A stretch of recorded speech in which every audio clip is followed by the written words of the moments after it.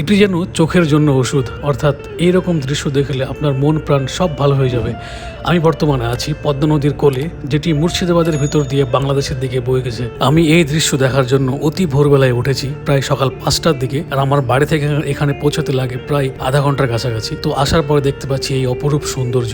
দেখুন, দুজন ভাই মাছ ধরে বাড়ির দিকে ফিরছে, আর তাদের নৌকাতে লাগানো আছে কি সুন্দর আমাদের দেশের পতাকা, আর সেই সাথে এই যে অপরূপ সুন্দর দৃশ্য বাংলার, যা দেখে আমার মন একদম জুড়ে গেছে। আমরা 3জন বন্ধু মিলে সকাল সকাল এই দৃশ্য দেখার জন্য বাড়ি থেকে বেরিয়েছি। বর্তমানে চলছে নভেম্বর মাস, আর হালকা কুয়াশার মধ্যে এই যে চারিদিকে বৃষ্টি ভেজা সকাল, দারুণ লাগছে এক কথায় দেখতে। নদীর ওই পারটাই হচ্ছে বাংলাদেশের রাজশাহী জেলা, আর যখন সূর্য উঠবে বাংলাদেশের রাজশাহী জেলার যে বড় বড় বিল্ডিং গুলো, তাদের বেতার কেন্দ্র, বিভিন্ন স্ট্রাকচার গুলো এখান থেকে স্পষ্টভাবে দেখা যায়। এত কাছে আছি আমরা। আর হ্যাঁ, এই নদীতেই পাওয়া যায় পশ্চিমবঙ্গের একমাত্র টাটকা ইলিশ। জি হ্যাঁ, ঠিক শুনছেন, এখানেই ধরা হয় ইলিশ মাছ এবং বিক্রি করা হয় এই নদীর পাড়েই ডাকে, অর্থাৎ যে যেরকম ভাবে পারবে ডাকে মাছগুলো কিনে নেবে। নিজের চোখে আমি বিশ্বাস করতে পারছি না যে আমার বাড়ি থেকে এত কাছে এত সুন্দর দৃশ্য আছে। যে ধরনের গ্রামের কথা আমরা কল্পনায় ভাবি বা বিভিন্ন রকম বইয়ে পড়ি, ঠিক এরকমই একটা সুন্দর গ্রাম। আশা করি এই গ্রামটি আপনাদের ভালো লেগেছে। সাথে থাকবেন আমার পেজ এবং ইউটিউব চ্যানেলকে সাবস্ক্রাইব করে।